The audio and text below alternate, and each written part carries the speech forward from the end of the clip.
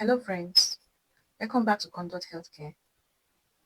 Today on Bible Health, we'll be discussing what Bible teaches us about timing our nutrients. Exodus chapter 16, verse 12b says, Speak unto them, saying, At evening ye shall eat flesh, and in the morning ye shall eat bread. God provided bread in the morning and flesh at night for the children of Israel, which is a brilliant blueprint for dietary balance. Carbohydrate fuels the day, while protein supports nighttime recovery.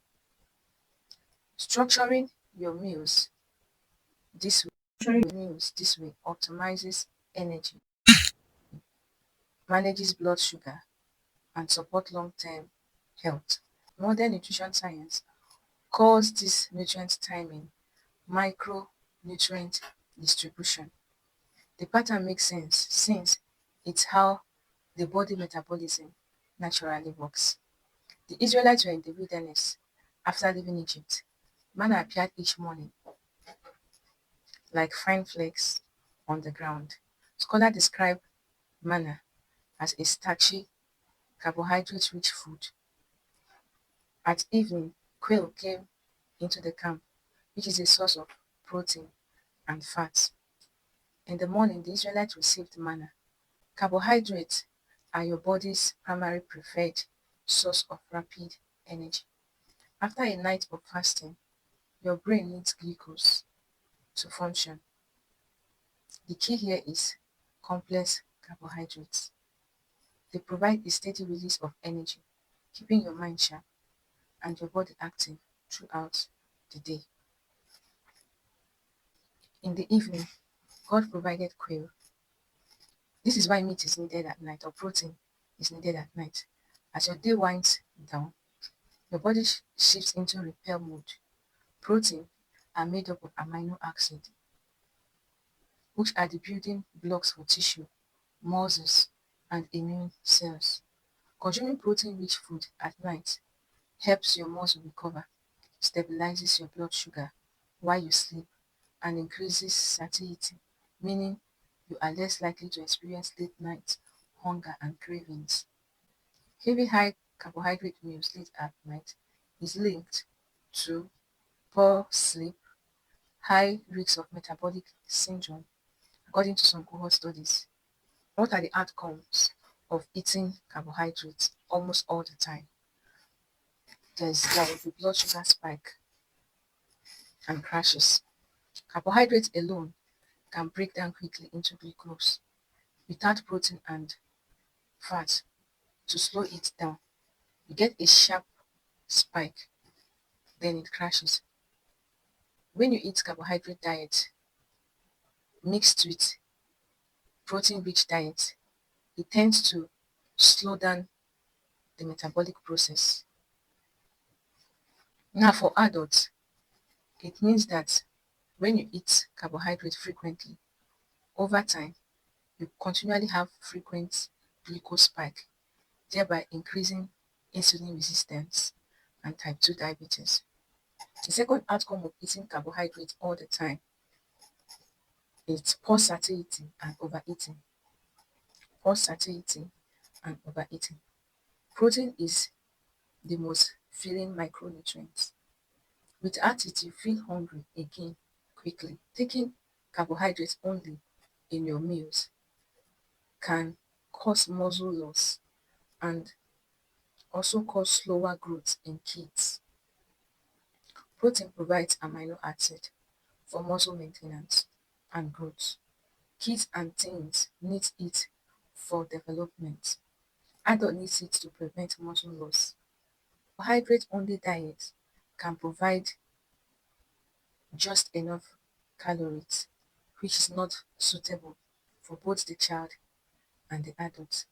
When a child has low intake of protein, that child will experience stunted growth and will also have weaker immune function. Carbohydrate-only diets can also cause nutrient deficiency.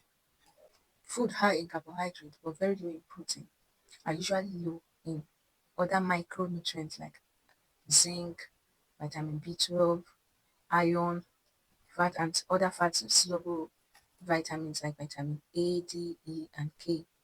These are critical for brain development in kids and also very important for immune and hormone health in adults. So taking carbohydrates only meals can cause liver strain and metabolic strain. When excess carbohydrate gets converted to fats in the liver, it increases risk of fatty liver disease. This happens faster when there's no protein to regulate metabolism and satiety signals.